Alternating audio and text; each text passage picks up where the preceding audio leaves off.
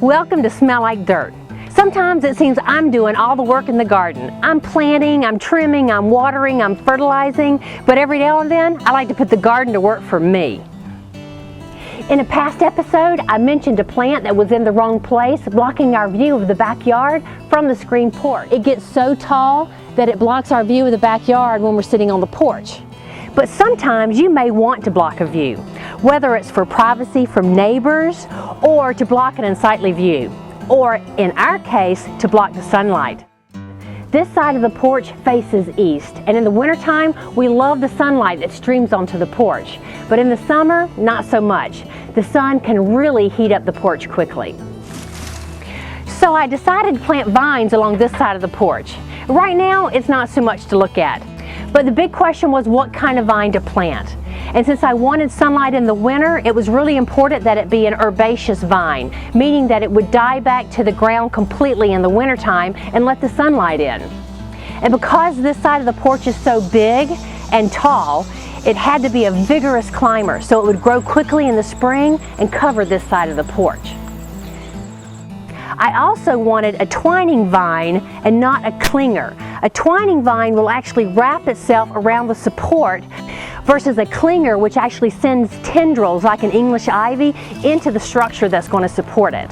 A twining vine is less likely to cause damage and it's much easier to remove. And since I try to plant with native plants that provide food for birds or other types of wildlife, the passion vine was the obvious choice. The hummingbirds love the exotic blooms, as do bees and butterflies. It's a fast grower. You also may know it as maypops. And it's not just the flowers that provide food. It's actually the host plant for the Gulf fritillary butterfly.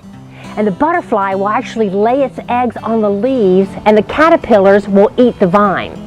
And since it's on the porch, I've got a front row seat to all the wildlife that enjoy this plant.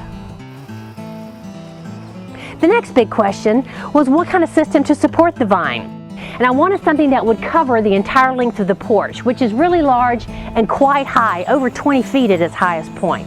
So a trellis system to cover this entire area would be quite expensive and really hard to install.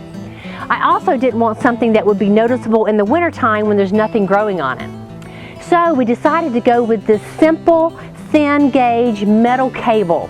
You can buy it by the foot at your home improvement store.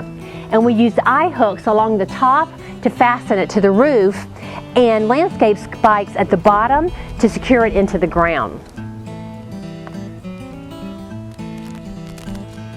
So sometimes the question is not what you can do for your garden, but what your garden can do for you.